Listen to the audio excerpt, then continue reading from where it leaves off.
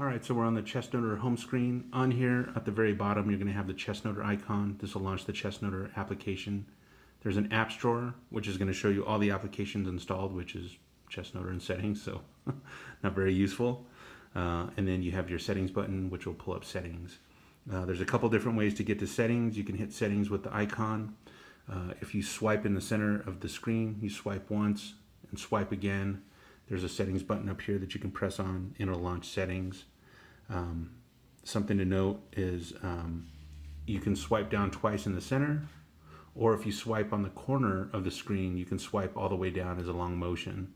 So if you swipe all the way down, it'll just bring down the full menu. Here you have the date and time, and then also your battery life, which is 84% right now on mine. You have a slider bar that you can slide for the brightness.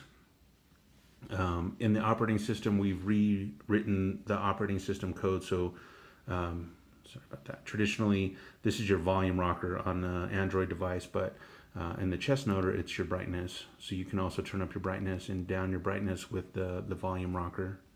In here, you can turn on airplane mode. So if you're on an airplane, it'll automatically shut off all the radio, which is the Wi-Fi on the device, and then you can turn back on the radio, which is your Wi-Fi. In here you can also do casting, which we'll go over a little later, but this is basically screen casting from the ChessNoteR to a Wi-Fi compatible television or a Roku. In here you have your automatic light.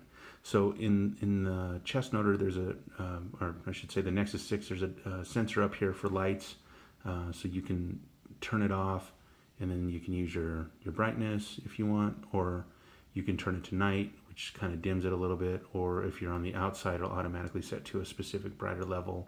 And then if you set to auto, it'll just automatically adjust for the light in the room.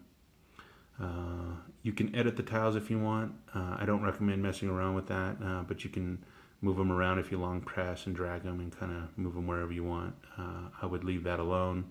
There's really no reason to edit the tiles. Everything's designed specifically to work as is. There's not a whole lot of customization you really need to do to that menu.